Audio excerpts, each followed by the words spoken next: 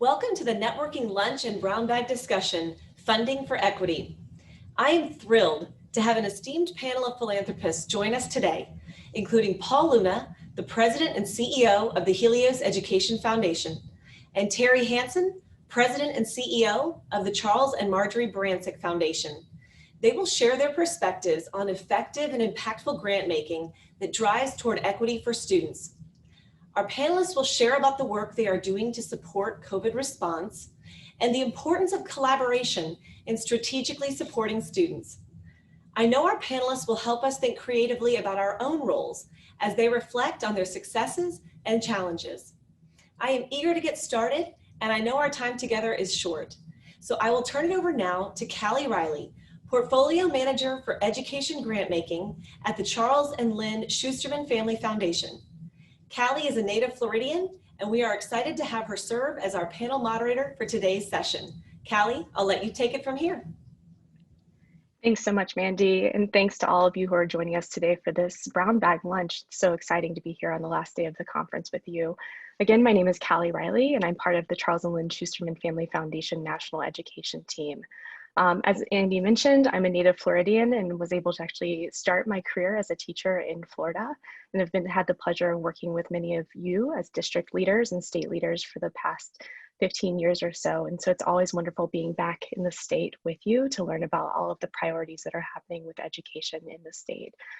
I'm so excited to have both Paul and Terry here with me. And so I'm gonna go ahead and get into the questions today.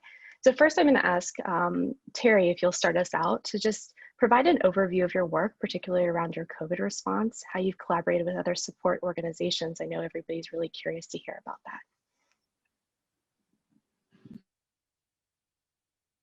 that. Thank you, Callie. It's great to be with you all here today, and I hope you've been enjoying the conference and especially the snacks. That was a great addition to our experience. The Barancik Foundation is a private family foundation, and education is the red thread that goes through everything we do. We have 5 funding areas, and each of them, like I said, has education as part of it, with education being one of the funding areas, where we have worked with our K-12 system to do teacher training and make sure that we've got the teachers everything they need to teach our students.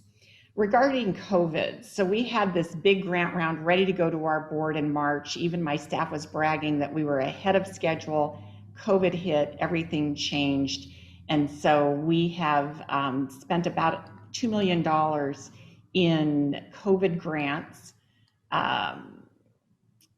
31 of those grants have been for education, totaling about $900,000, because the way our nonprofits have been operating has changed given how COVID has made them change, with technology needs, training needs, and particularly mental health needs.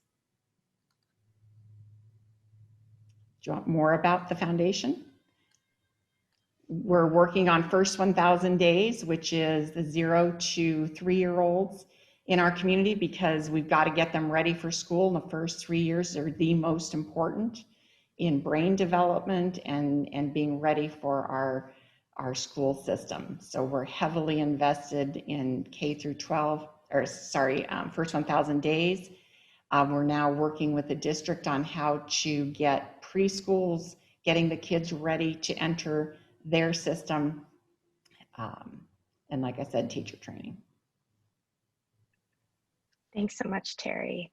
Paul, would love to hear about your work at Helios, as well as any other special COVID work that you all have done over the past few months. Well, thank you. First, let me just say it's a privilege to be a part of the conference with Impact Florida, and on behalf of Helios and all of our team members who have been engaged, just know how much we appreciate the partnership and the conversations and discussions that we've been having over the last couple of days. So thank you again. Yes, I'm Paul Luna, President and CEO of Helios Education Foundation, and Helios is a solely focused on education. We serve 2 states, Arizona and Florida, and we engage across the full education continuum. So much like what Terry was indicating, this idea that the importance of early education and supporting students successfully through the entire education pathway. But we're driven by a fundamental vision that every student in Arizona and Florida will be successful in post-secondary education. So we're driven by that accountability that every student needs some type of post-secondary education achievement in order to impact positively their lives, their family, their communities, as well as our states that we serve and the success of our states overall. We're also driven by 4 fundamental beliefs, and you can kind of see them behind me on the little back screen. But these beliefs really do drive essentially everything we do at Helios. And the beliefs are community, investment, equity, and partnership. And it's a simple idea that says, yes, we're an education foundation, but we're engaged in this work of student success, ultimately for community success. And that's why we focus on community, that we do all of this to improve communities, every community in Arizona and Florida. We think education is an investment and not an expense. And so we advocate that strongly, that we all need to continue to invest in education in meaningful, strategic ways. Equity is the core. It's the lifeblood of everything that we do. We look at all partnerships, all activities, all engagements, everything we fund through the lens of equity. Does it serve every student? Is every student going to be impacted positively in some way? And finally, partnership. And it's just the realization that no one entity can improve education in any meaningful way solely by themselves. And so the idea of partnership is how we view our work. And it's only through partnerships that we believe we'll be successful and ultimately be able to achieve our vision of education success. So briefly on COVID response, like many, I'm sure you found yourself and almost feeling seamlessly like one day to the next, this pandemic hit. And suddenly, we were determining, what do we do as an organization? What do we do with our staff? Schools were starting to close. What's going to happen now? And we had to really ask ourselves, so what should we do? We had, the work and the engagement of the foundation, fully in place, right? So a pipeline, for example, of potential partnerships that were teed up to go to our board and continued activities as such. But we also knew that this pandemic was going to have impact, and we weren't quite sure.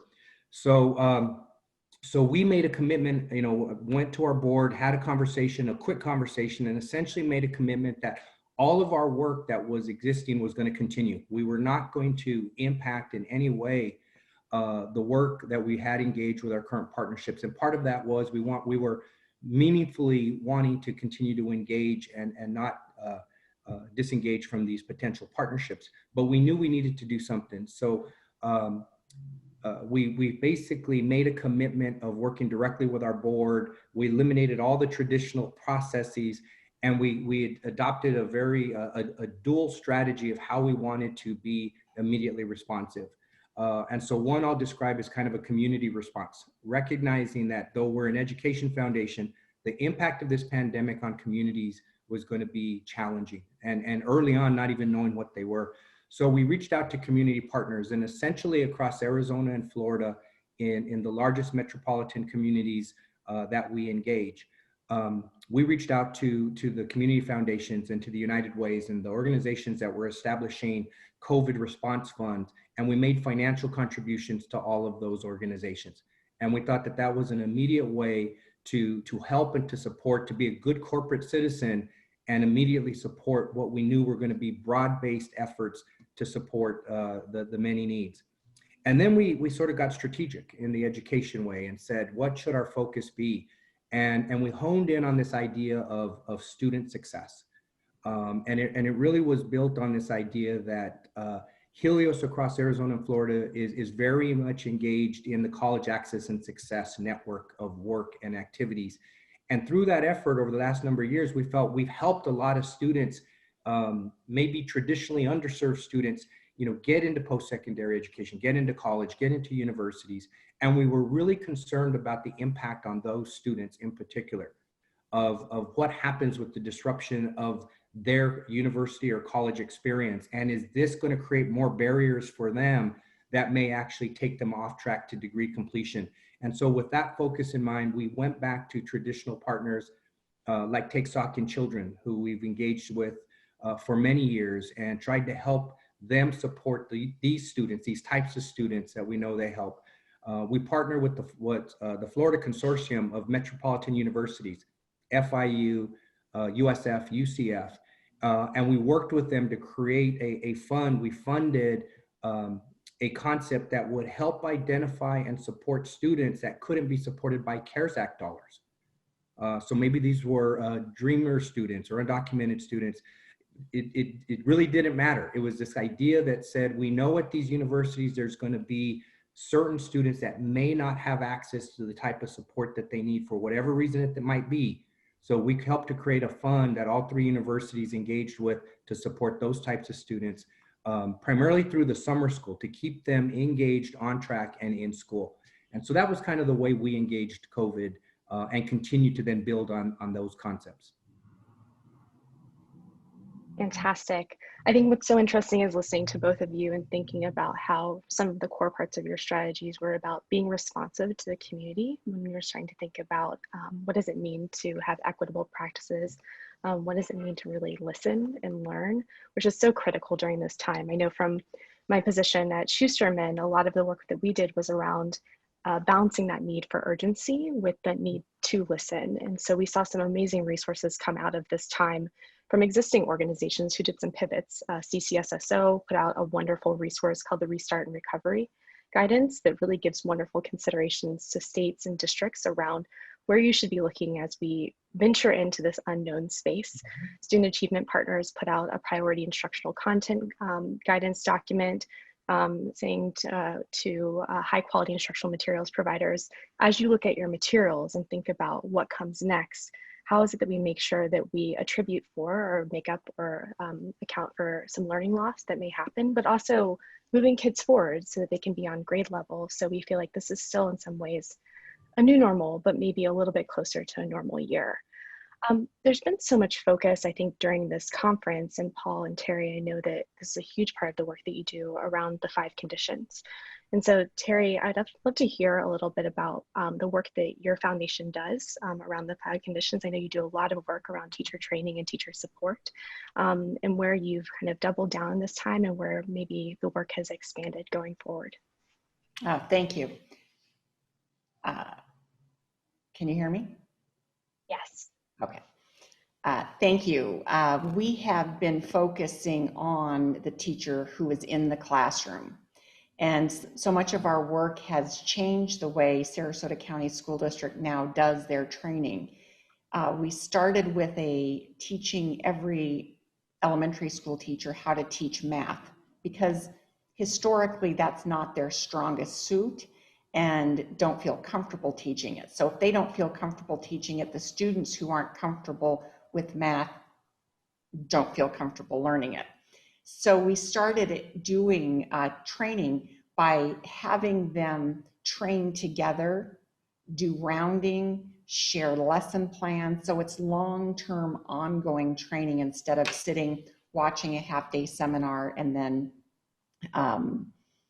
going back to the classroom and trying to figure out how you're going to incorporate the new work in there.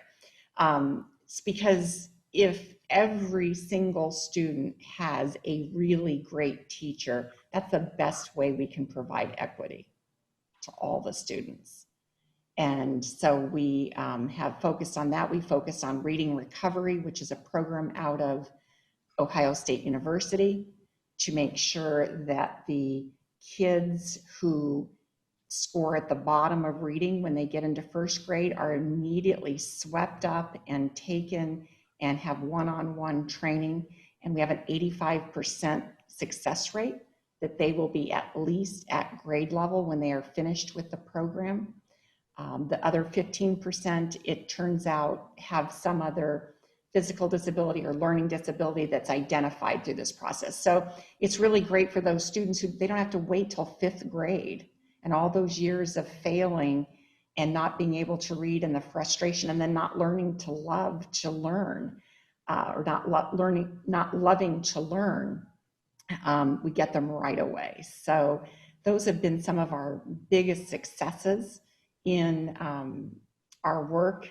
We've changed the way students learn and teachers teach science and math in the middle schools, completely outfitting the middle schools with different technology and furniture, so the kids are learning things together in small groups and small half moon-shaped tables. They've got the computer there. If they're studying what happened in Pompeii, they're looking at it. They're looking at the geography. They're figuring it out, working together. The teachers can instantly see who's got something, who's figured it out, who hasn't. They walk into a math class, they pick up their device. There's a little quiz from what happened the day before. The teacher immediately knows they're ready to move on, or there's some who need help. So we're really trying to create individualized learning for every student and empowering the teachers to be able to do that. Now, it's been harder because in Sarasota County with COVID, you're teaching a classroom and then you're also teaching kids at home, remote learning at the same time. So there are new challenges, and we are trying to help those, the school district with whatever they need to have those teachers be successful.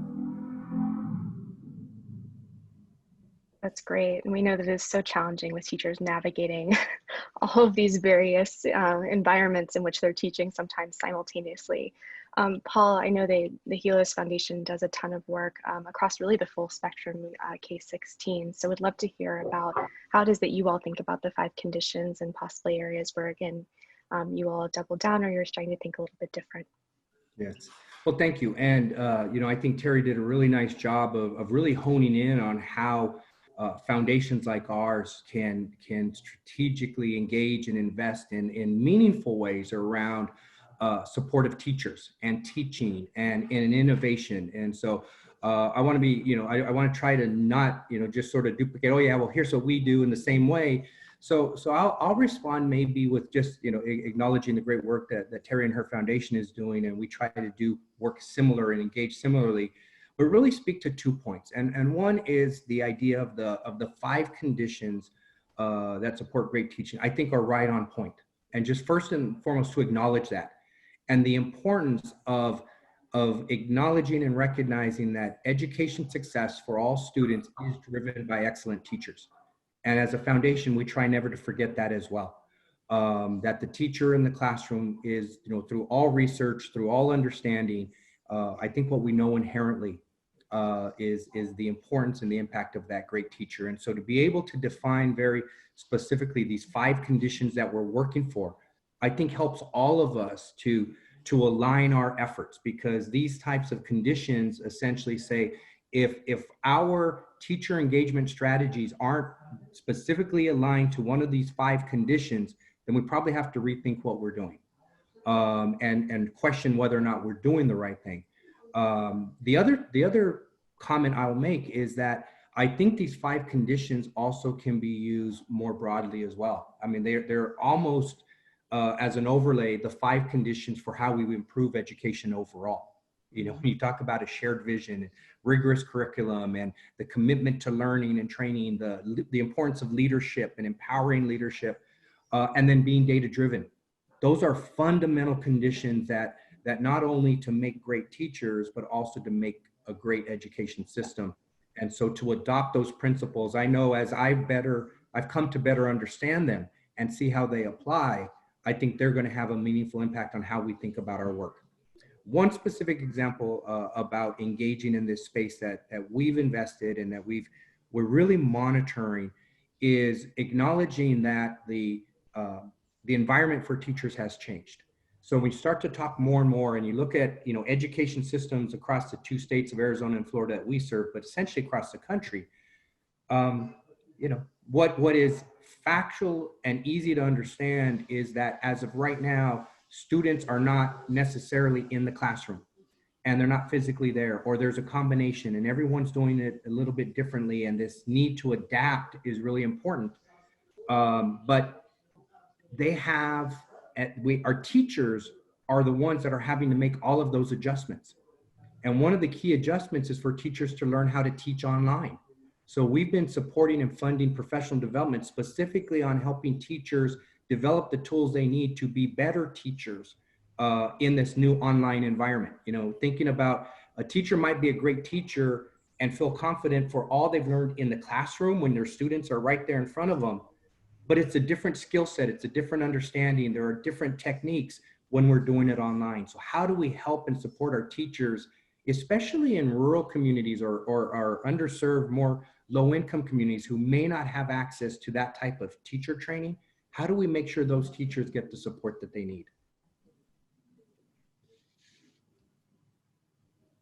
That's great. I completely agree, Paul. And I think that that brings me to my next question, which is that this is a learning time for all of us. So I know that in our foundations, a lot of times we set strategies and we say this is our 1 year, 2 year, 3 year, many times it's a multi-year strategy. And this year has just been so dramatically different for all of us.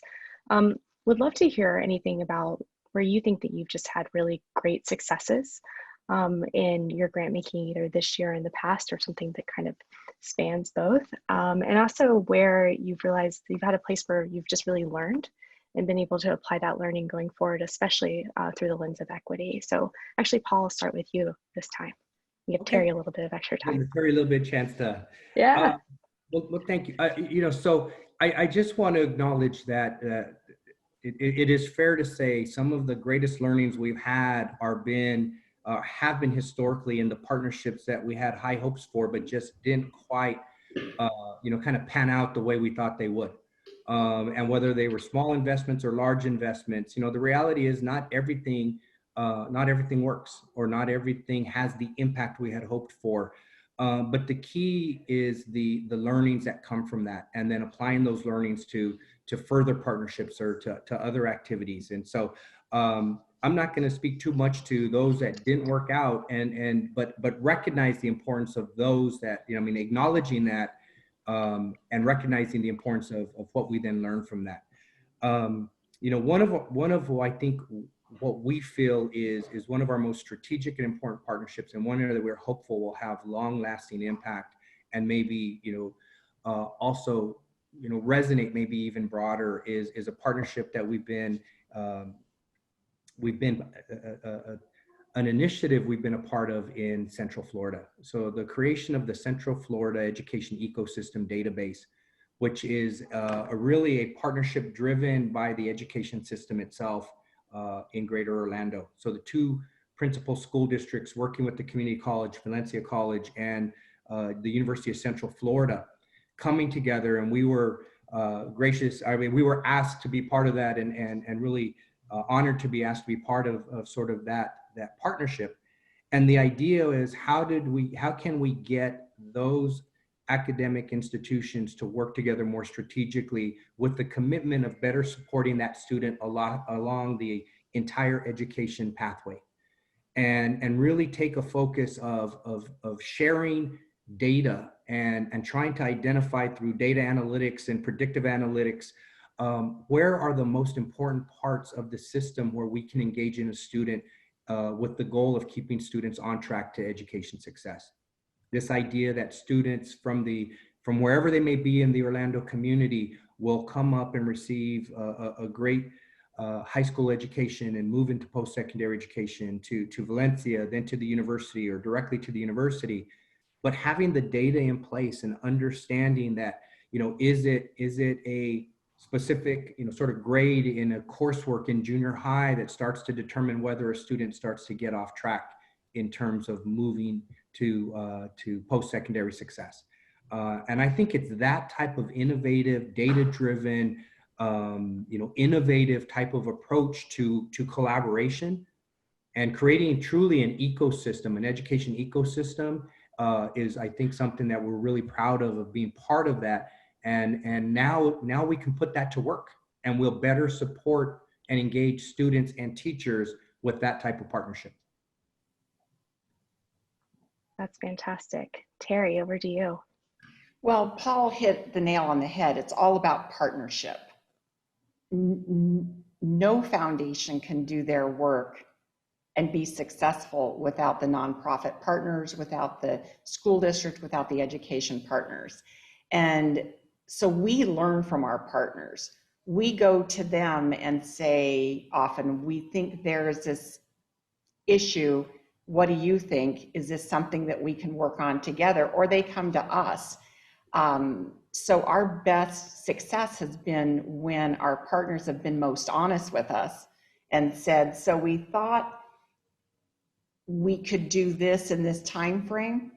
We're going to need more time, or we need to switch it up and change our strategy because it's clearly not working. And we like it when our partners do that, because we learn from them. So there, in our work, there are no failed initiatives or partnerships. They're merely ones that didn't go the way we originally planned, but we still drive to the outcome that we know needs to happen. So it's, for those of you who aren't familiar with foundations, a lot of times you think, oh, it's these people sitting up there and they've got this big bag of money and they're going to make us jump through hoops and figure out what, what do we have to do to be part of their work, when it's relationships. Yes. We have a great relationship with our school district, the leadership at our school district, the teachers at our school district. We fund only district-wide initiatives at the schools, but it's our relationships with them constantly telling us what's working, what's not, what's needed, what's not, where we can make the best investments that makes our work worthwhile. I always say we're just money. When we put it in the hands of a school district or a nonprofit, that's where the magic happens, because they make it happen and they help the people who need to be helped. So I would say partnership and relationships are the two keys when working with us. And I know the same thing with Paul, because I've worked with Helios and his great staff. Thank you. It's wonderful to hear both of you talk about your foundations and really your philosophy around giving, partnership, communication. I think that's so important. Paul, your highlight of the data collaborative or ecosystem is so exciting too, and just such a good example again about how all partners need to be aligned. So if we're talking about funding for equity, it means that we're all pointed in the same direction. We're looking at the same data together so that we can do what's best for kids and those who support them, those teachers and school building leaders.